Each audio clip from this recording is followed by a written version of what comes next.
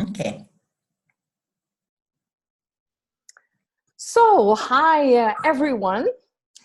My name is Ingun Bol and I'm here in this short video together with Mom Yvonne Kgame from South Africa. And we are here because we really would like you to invite to share your stories in the next couple of weeks, because there will be a focus from Female Wave of Change and from many other organizations in the world on the elimination of violence against women. November 25 will be the International Day for the Elimination of Violence Against Women. And the 16 days after that, it will be the 16 days of activism against gender-based violence. Orange the world. And we really want to contribute. We want to share your stories on this topic on our platform. We have Mom Yvonne here from South Africa because in my eyes, she is the master or maybe the mistress in storytelling. So Mom Yvonne, can you please share with us why storytelling is so strong to use in a month like this? Engel, I think when we look at the plight of women who have suffered violence, who have been humiliated, that creates so much pain inside them. There is anger, there is hatred, and they are feeling humiliated. When you tell your story, you're breaking the silence. And when we break the silence, that helps us to release that emotional baggage, the emotional bondage. And because of our history and because of how our policies and the laws deal with violence against women, a whole lot of women prefer just, I'd rather keep quiet. Because if I talk about this, nobody cares, nobody listens. But when you take that bold stance, when you own your story and you go deeper and deeper, doesn't matter how painful it is, that helps us to heal, because then we're letting go of the secret that is eating us inside ourselves. We're letting go of that guilt. We're letting go of feeling that we're not good enough. But also at a physical level, as you're telling your story, you're going to that place where you haven't healed, where you still have tears, where you're still bleeding. And you know how sores heal. You've got to open it, you've got to wash it, you've got to cleanse it and heal it. That's what happens. What I love most is that knowing that stories are our divine gift, they are our heritage, is that when you've done all of that, the deeper you go, then you realize that despite that pain, despite all those humiliating things that have happened to me, I am good enough. I am okay. There are treasures, and as a woman, I've got the power to stand up, let my voice be heard. Let me heal other women who are spending sleepless nights, who have never shared their trauma, who have never even engaged with family to say, I have been raped. And the person who raped me is a person I trusted, is my bloodline. And when we do that, we will be empowering and inspiring and educating so many women to stand up, write that script, tell your story so it can touch other lives. What my dream is that these stories and these conversations that we have as women, whether during the 16 days of activism, should be inclusive.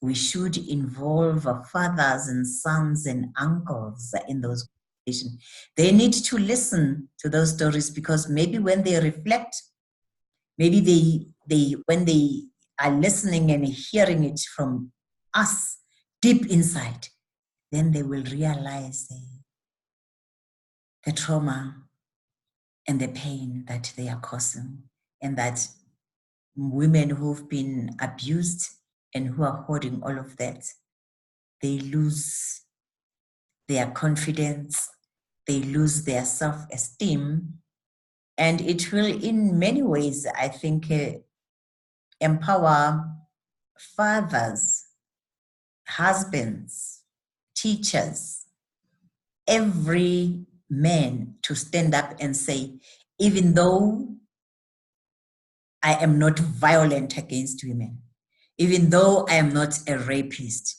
but I am part of this journey that needs to liberate women from suffering, from pain. I think in that way, we need to stand up and change from just talking. Let us have influence, especially those of us who are in influential spaces, but let's also collaborate, establish partnerships. We can't do it alone. What are the schools saying? What are hospitals, the Department of Health are saying on this issue?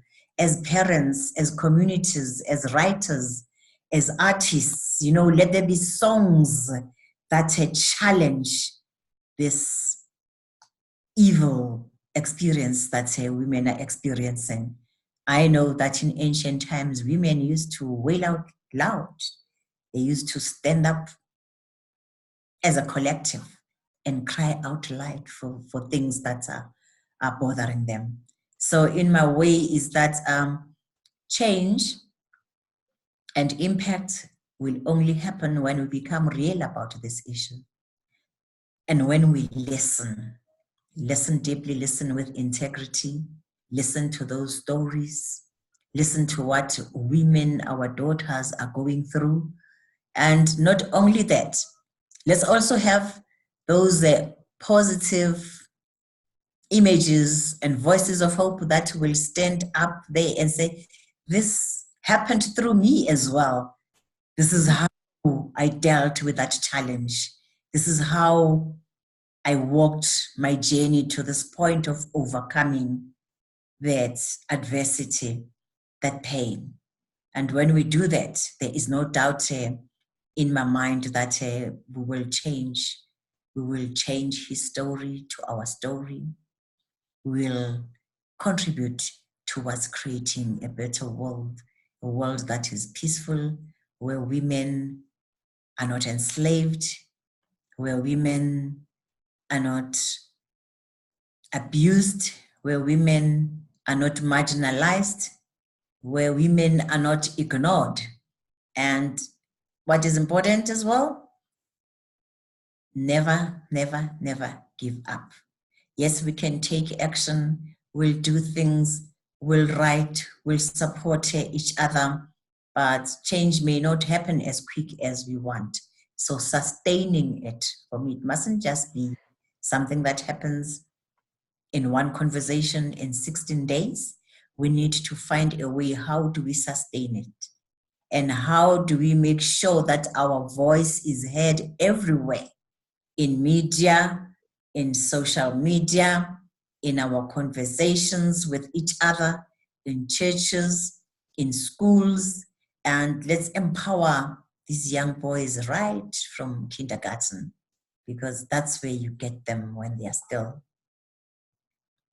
open to learn and non-judgmental about things.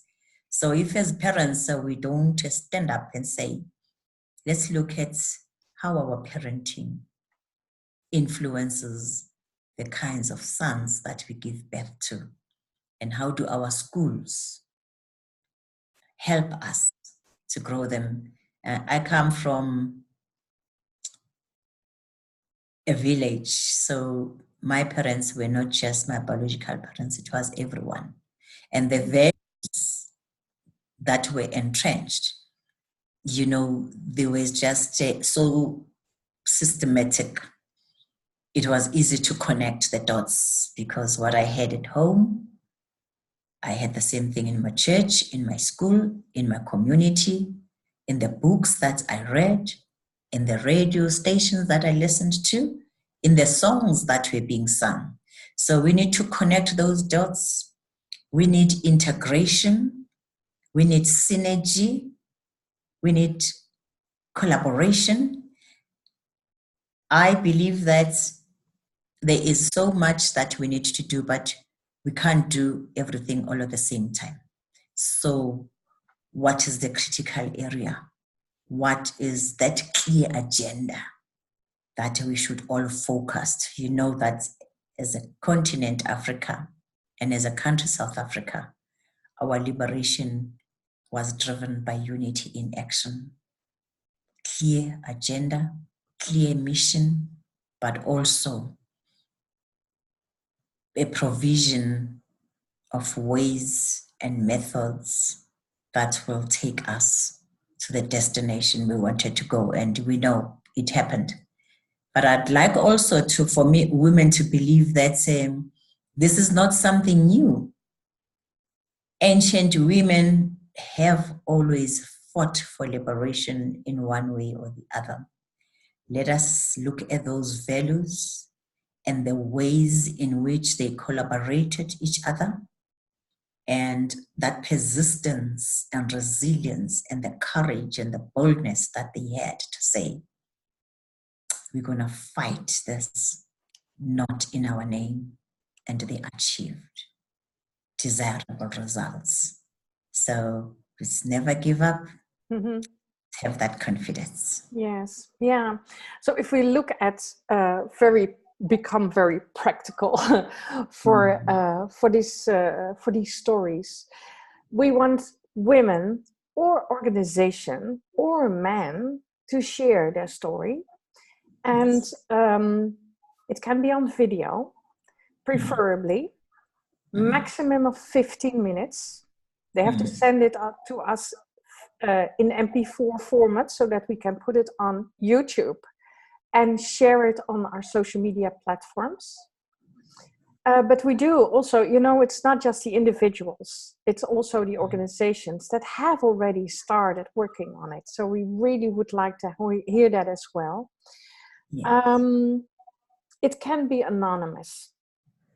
Women who really feel that they have to share their story, but feel like, I'm not ready to do it out in the open and show people who I am, because maybe she's still in the middle of what she's dealing with in her healing process.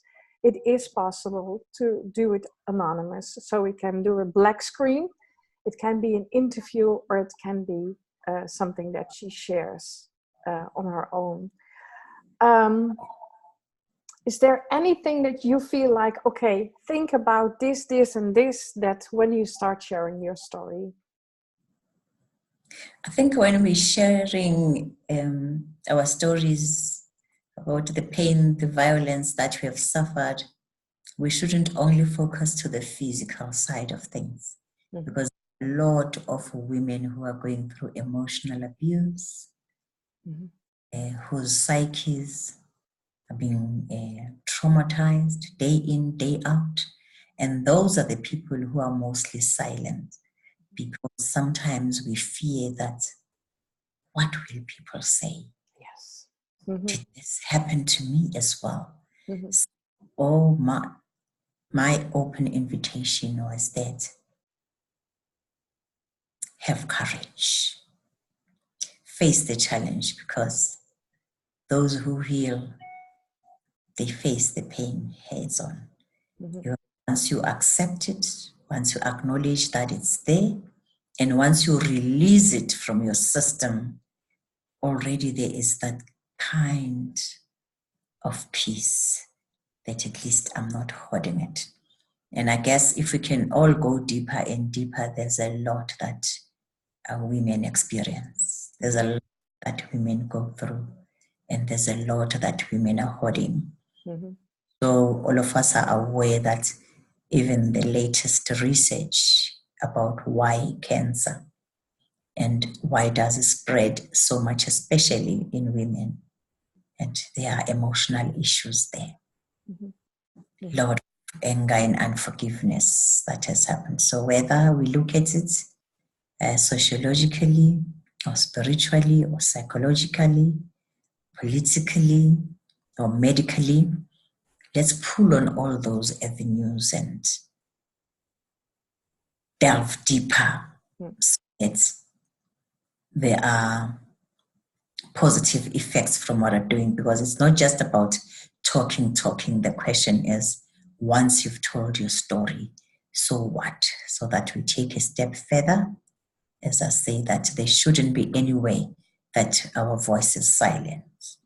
Even if you think that from a legal point of view, there are gaps there that need to be closed, let's go there and then let everyone, doesn't matter how big or how small, wherever you are, stand up for human rights. Mm-hmm. Stand up for the liberation of women. Stand up for fighting against violence. And as I've said before, that there are many ways to do it. People write stories, they tell stories, they sing songs, they pray, they counsel, they drive active projects. Mm-hmm. Will deliver the results, but let's just do it. Yeah. Okay, well, we're already, taking the first step on what we have also, is one of our call to actions on the conference in South Africa last September, that we will do way more in storytelling. So this is a great start. And we hope to get as many stories as possible, even if we have to do broadcasts, all 16 days, all day around, that's perfect. We love to hear as many stories from all over the world. And, if you have any questions, do contact us at info@femalewaveofchange.com, or send us your videos to that email address, and we will make sure that we send out your story and share it with the world. So for now, thank you very much, Mom Yvonne, for your wise words again, as always. And we're really hoping that we have touched a lot of women and that they will come forward in the next couple of weeks. Thank you very much. It's a real pleasure, Ingun. It's always so inspiring and uplifting engaging you, because you help us to think, drop the emotions, raise our thinking. And there is no doubt in my mind that the more real, the more authentic stories we tell, the more we're going to touch so many lives and empower others to do the same. Absolutely. Yeah. Yeah. Okay. Well, thank you very much. And I'm really looking forward to all these stories. Bye-bye. Bye. Thanks so much.